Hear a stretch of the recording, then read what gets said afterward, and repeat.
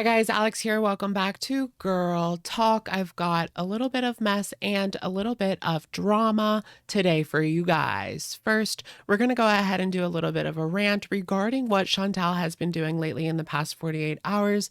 Spoiler alert, she has flip-flopped yet again. And then we're going to go ahead and talk very briefly about ALR's new video. She went to a festival as well as a revelation about the timeline. This one is about par for the course. All that and more coming up on today's edition of Girl Talk. Let's just get right into it. I mean, shall we?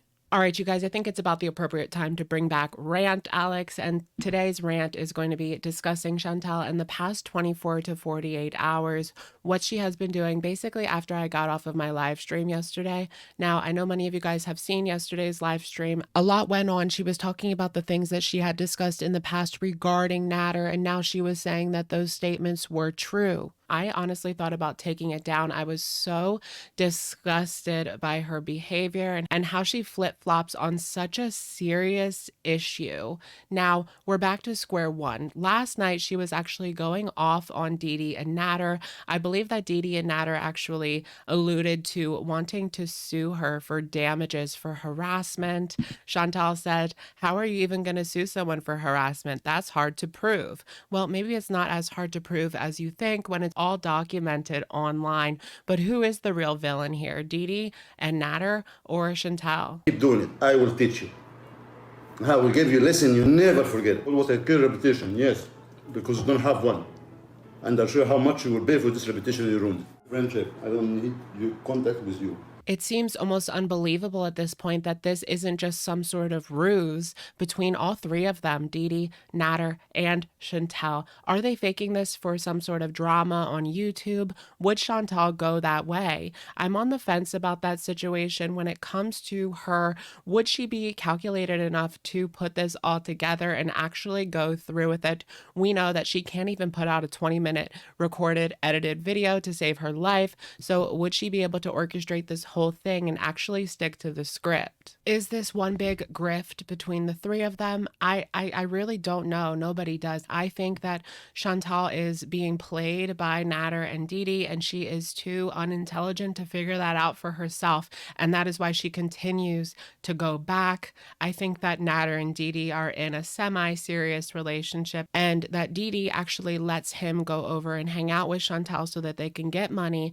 for the booze and the food that they enjoy on the live streams. That Didi actually sees Natter as a working man, and she lets him go off and do these things as long as she gets something out of it as well, which would be the money. Natter, on the other hand, knows that she is absolutely in love with him, and that is why he continues to take advantage of that. He knows that she will do absolutely anything to please her in hopes that maybe they'll have some alone time together, or maybe he will finally leave her for Didi, but that's not going to happen anytime soon. He might leave Didi. I'm not saying that that wouldn't happen, but he's not going to get back with Chantal like she expects him to. Throughout her rants and raves from yesterday, Chantal actually let it slip that her and Didi got down with the get down exactly 3 times, I think she said, or they had their threes company about 3 times, and Didi actually did reciprocate what Chantal did. She did that for Chantal as well. I thought that was some very interesting tea. Chantal cannot keep her lips closed for anything, and that's another count against the is this thing an entire grift between the three of them. Chantal can't really keep her mouth shut about anything. She would probably let it slip that this was a joke, and how would the audience respond if she did come out and say this was all kind of a joke? I think people would be even more disgusted than they are now, especially when it comes to these serious allegations. Today, she actually came on and she said that these allegations did not happen. She said that verbatim. So yeah, I do love this man. He did not me.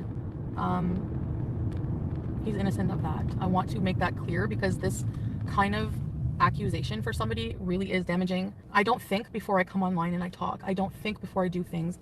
I don't think before I just go online and be like, hey, Didi did this, spread her legs, she's gross. Like, she has a job, she has a reputation. So I am sorry, like, no matter what. I'm not saying Didi and I are even friends, but I do, on a human level, If I do something shitty to somebody, I feel like I should own it. Part of the reason that I was uncomfortable with yesterday's live stream is like, I'm not the kind of person that's going to call someone a liar in this situation. But when she comes on and literally says that it did not happen, what am I supposed to think in the future when she does come on again and try to say that it did happen, and then she gets mad when people call her a liar? It's just really messed up. In regards to more allegations from yesterday that have proven to be false, according to her, I mean, are they false? Is Nader actually pulling the strings behind the scenes and making her retract this and it actually happened? We will never know. But in regards to whether or not he hit her yesterday, she says, yet again, it did not happen. Yes, and no one's hitting me, okay?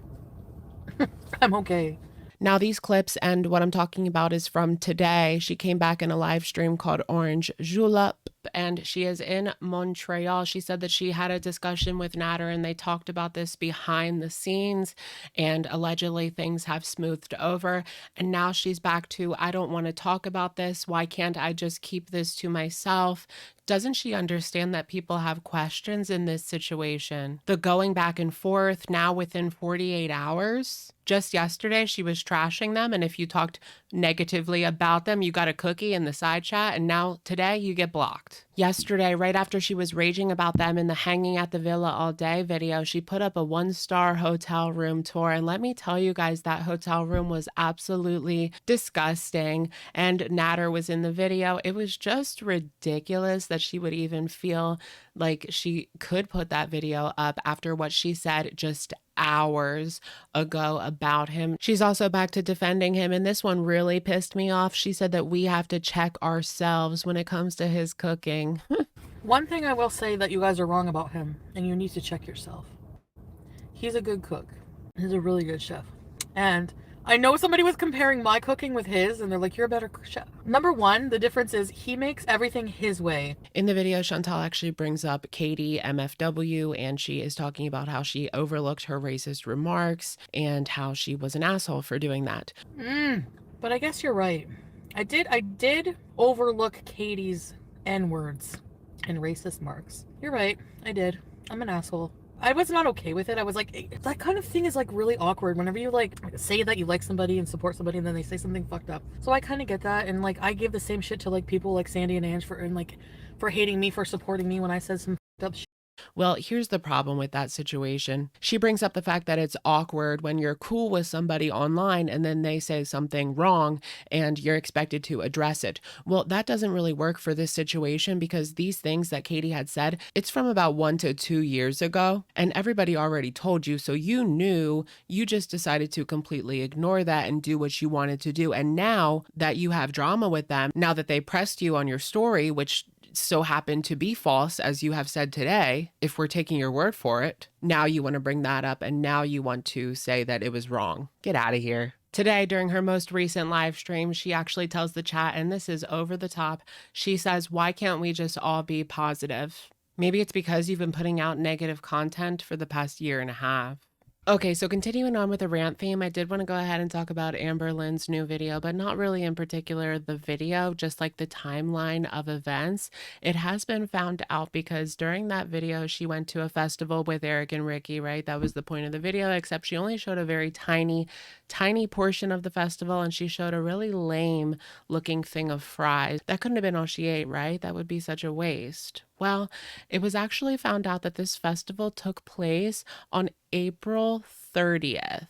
Meaning that her videos are actually 1 entire month behind. So of course, this takes me back to the good old days of 2019. Do you guys remember in like June of 2019, she was putting up videos that she had filmed in like the end of April, the beginning of May. She was an entire month behind, and that really upset people because at the time she was supposedly doing this weight loss journey. She would start a weight loss journey and she would upload that weight loss journey after she had already quit said weight loss journey. So I don't know. I just find it to be a little bit strange that she would be posting videos from over a month ago. I know that Amber loves to just have a ton of videos ready to go so she can sit around and do absolutely nothing. What do you guys think about that revelation? I mean, it's absolutely ridiculous, right? How is anything that she is putting up relevant? Why are we supposed to care about any of the videos that she puts up recently? Don't forget though, y'all, everybody pre-records.